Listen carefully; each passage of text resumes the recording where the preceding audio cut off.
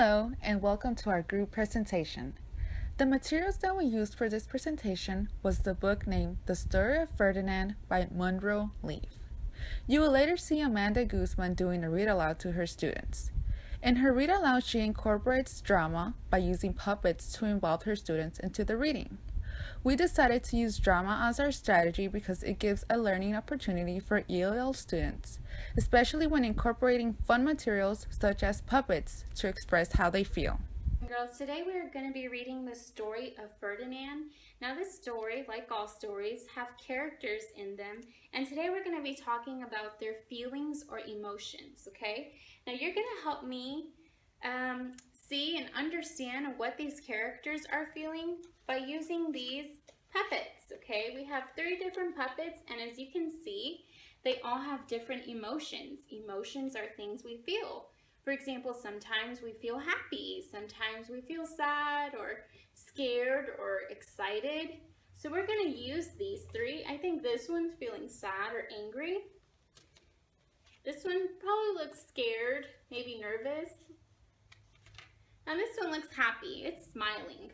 So we're going to use these 3 to show what the characters in the story are feeling. So I'm going to go ahead and read, and then I'm going to pause sometimes and ask you what that character is feeling, okay?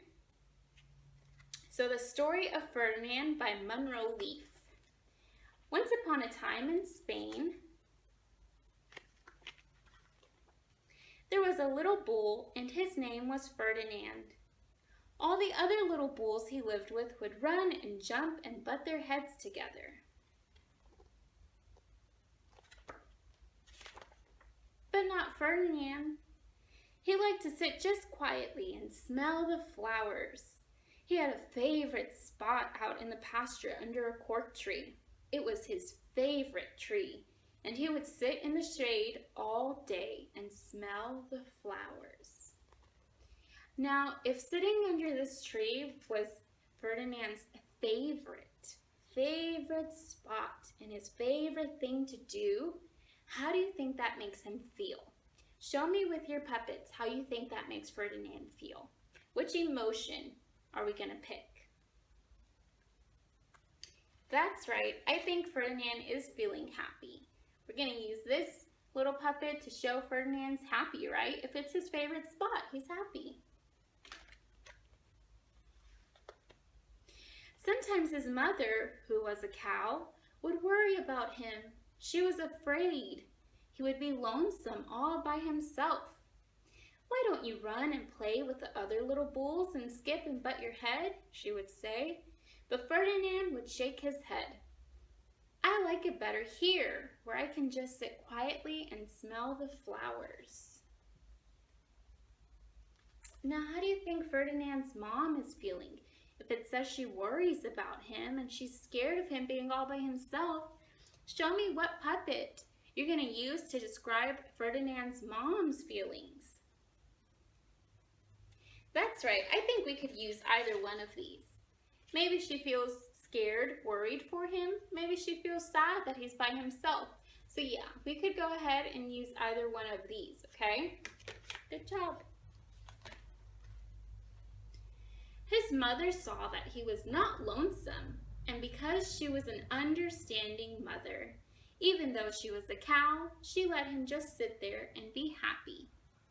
As the years went by, and Ferdinand grew and grew until he was very big and strong. Drama is a great tool to use inside the classroom, for one, because it allows students to be creative. They get to put their own spin on things, whether they're role-playing or using puppets or just anything that falls under the category of drama. They get to take it and make it their own, and that allows other people to see their point of view. The great thing about drama is that it gives a heightened self-esteem, motivation, and spontaneity. The more that it's used in the classroom, the more comfortable kids become with it, and then the more creative they're going to be, and it really starts to show. And because of the fact that they're being someone else or pretending to be someone else and thinking the way someone else would, they're increasing their capacity for empathy.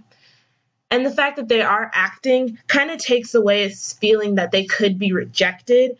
So all around, it just allows them the freedom to be who they want to be and to express themselves freely without fear of rejection. Puppets fall under the umbrella of drama. They allow students to participate in lessons without the focus being directly on them. You're going to be more focused on the puppet they have. In our activity, the students have puppets that have different facial expressions representing different emotions, and they're going to hold them up throughout the book when they think a character is feeling that emotion. This can also open up for dialogue because once the students do hold up the puppet, the teacher can then ask them, why do you think the character feels that way? And then the students can explain, and the more that this is used within the classroom, the more comfortable they're going to be explaining their answer and their reasoning. It also gives them meaningful experiences with the language because they're making connections, and not only are they seeing this acted out, they're also hearing it, and so they're going to be more likely to remember things in the target language.